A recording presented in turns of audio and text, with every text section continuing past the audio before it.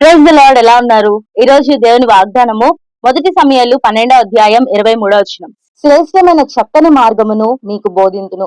ఈ మాట సమూయేలు మాట్లాడుతా ఉన్నాడు. శ్రేష్టమైన మార్గము, చక్కని మార్గము నేను మీకు చూపిస్తాను, నేను మీకు బోధిస్తాను. ఒక మనిషే అంత దృఢంగా చెప్పగలుగుతుంటే మరి యేసయ్య ఈ మాటలు మనతో ఈరోజు చెప్తా ఉన్నారు. ఆయన మనకి మార్గాన్ని చూపిస్తాను అంటున్నాడు.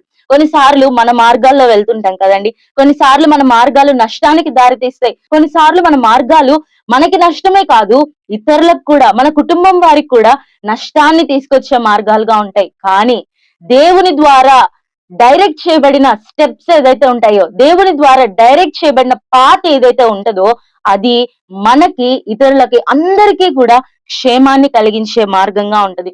దేవుడు చూపించే దారి కొన్నిసార్లు అన్ని మూసుకుపోతాయి, కొన్నిసార్లు అన్ని దారులు మూసుకుపోతాయి. ఎలాగా వెళ్ళాలో, ఎక్కడికి వెళ్ళాలో, భవిష్యత్తు ఏం చేయాలో, భవిష్యత్తు ఏంటో మనకు అర్థం కాదు.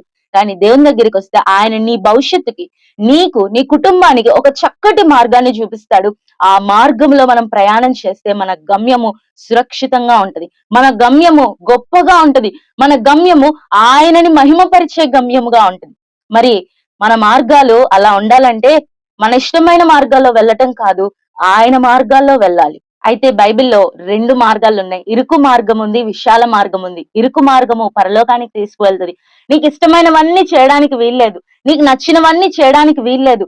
దేవునికి ఇష్టమైనవి, ఆయన మనసెరిగి ఆయన చిత్త ప్రకారం చేసిన వారే ఆయన మార్గాల్లో ఇరుకు మార్గం గుండా వెళ్తూ పరలోక రాజ్యానికి చేరతారు. విశాలమైన మార్గంలో నీకు ఇష్టమైంది చేయొచ్చు, నీకు కావాల్సింది చేయొచ్చు, నువ్వు ఎలా జీవించాలనుకుంటున్నావో అలా జీవించొచ్చు. కానీ దాని గమ్యం మాత్రము నరకమని గుర్తుపెట్టుకోవాలి. కాబట్టి ఈ రోజు నువ్వు ఏ మార్గాన్ని ఎన్నుకుంటున్నావు? నీ మార్గమా, దేవుని మార్గమా, విశాల మార్గమా, ఇరుకు మార్గమా? ఏ మార్గం కావాలి నీకు?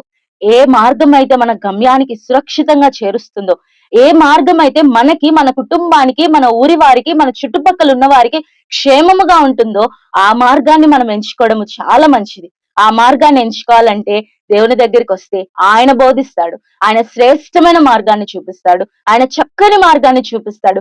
క్రికెట్ పాత్స్ ఎక్కడైతే ఉంటాయో వాటన్నిటిని కూడా సరళము చేసి ఆయన నీకు ఒక మంచి మార్గాన్ని చూపిస్తాడు. చాలా సార్లు స్టూడెంట్స్ కి కన్ఫ్యూజన్ కదండి, ఏ కోర్స్ తీసుకోవాలి, ఏ మార్గం వైపు వెళ్ళాలి, ఏ ఉద్యోగము ఎలా ఎన్నుకోవాలి అనేది చాలా కన్ఫ్యూజన్ ఉంటది. యవనస్తులుగా దేవుని దగ్గరకు వస్తే ఆయన ఒక శ్రేష్టమైన చక్కని మార్గాన్ని మీకు బోధిస్తాడు. తద్వారా మీ జీవితంలో ఉన్నతమైన స్థానానికి మీరు వెళ్ళగలరు. ఇలాగా ఆయన దగ్గరకు వచ్చి ఆయన అనుమతితో ఆయనకి ఇష్టమైన మార్గంలో మనం నడిచినప్పుడు మనకి ఆశీర్వాదము అనుగ్రహించబడుతుంది. కాబట్టి ఆయన బోధించిన మార్గంలో వెళ్ళడానికి మనము ప్రయత్నం చేద్దాం. Praise the lord.